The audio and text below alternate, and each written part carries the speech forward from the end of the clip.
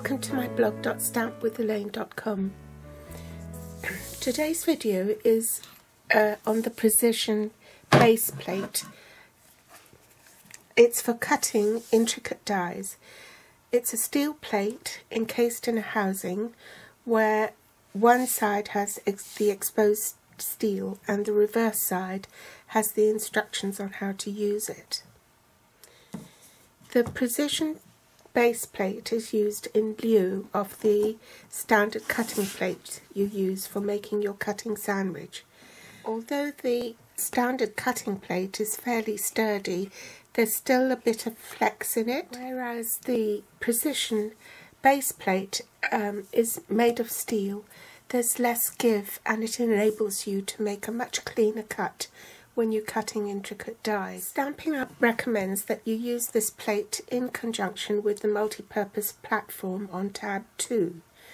Do bear in mind that this tool is for use with intricate dies called thinlits only, and not for framelits. Framelits are dies that frame a stamped image, so they have no detail on the inside.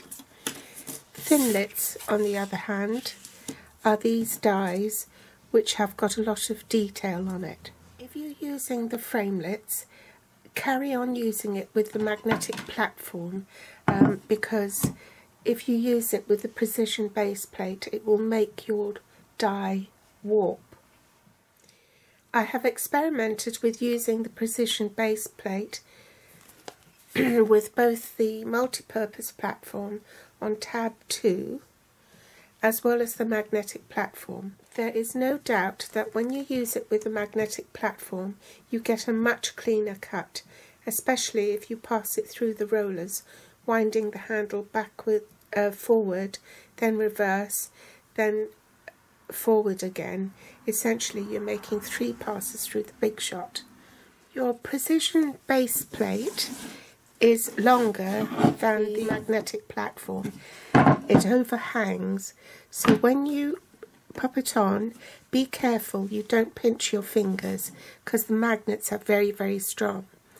And when you want to take it off, you just slide it like so, and then it will come off quite easily. So let's see it in action. First I need my magnetic platform, then my precision base plate. Best way to put it on is to line it up like so. Mind your fingers and let it attach itself to the magnetic platform. I would recommend that you have it flush on one end and let the other overhang, because the danger is when you placing your dies, you might place it without the magnetic platform underneath, and then it won't cut properly. So if you have it flush at the top here and you run it through the big shot, you can be sure that your cutting area is in contact with the magnetic platform as well. And don't forget, your precision base plate is used instead of your normal acrylic standard cutting pad. So next layer is the cardstock. I'm using DSP, and the other point to remember too is that you need to move your die, not cut the die in the same position all the time. You need to move your die around so that it shares the wear. Okay, now top cutting plate. Let's bring the big shot in first. Put my die on. Top cutting plate. And I'm ready to run it through the big shot. So you go forward. It's quite stiff.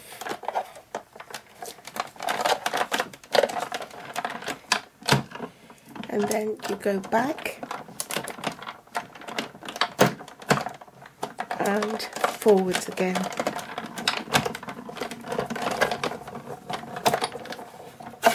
Now let me introduce you to a new tool which will be coming in our new summer catalogue on the 5th of January. This is the new die brush, which helps remove all the little unwanted bits on your intricate dies. So because it's DSP, you only want to roll it back and forth gently,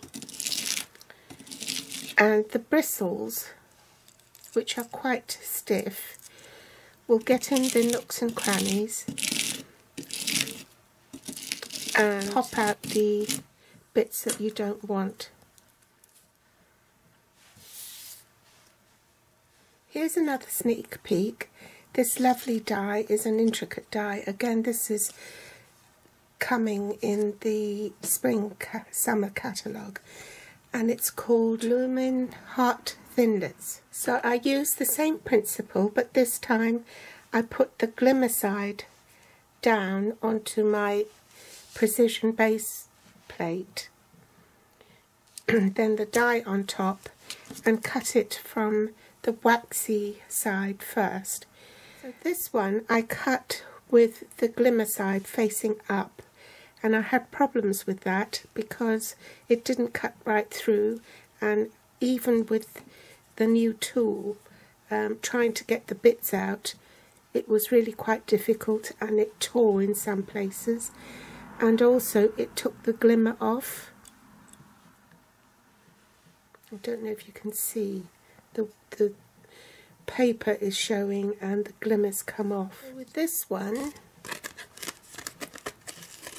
let's move that off. I cut it with the glimmer side face down, so the white bit was face up. When I ran it through the Big Shot with the precision base plate, it made quite a clean cut, and it's come out beautifully.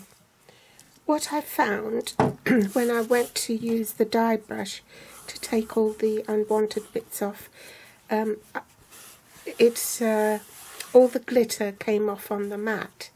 So if you want to prevent it from happening, although I haven't tried it yet, you could use scrap copy paper on top of the mat before you take the bits off with the brush, and it doesn't matter if you do get bits of glitter on it, because then you can use sellotape or something sticky, and then just use it like a lint brush, you know, and take off all the glimmery bits. I hope you find the tips on using the precision base plate useful.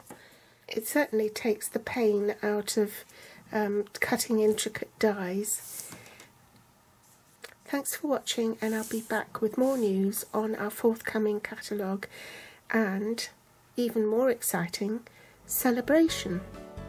Thanks for watching, and I'll be back soon.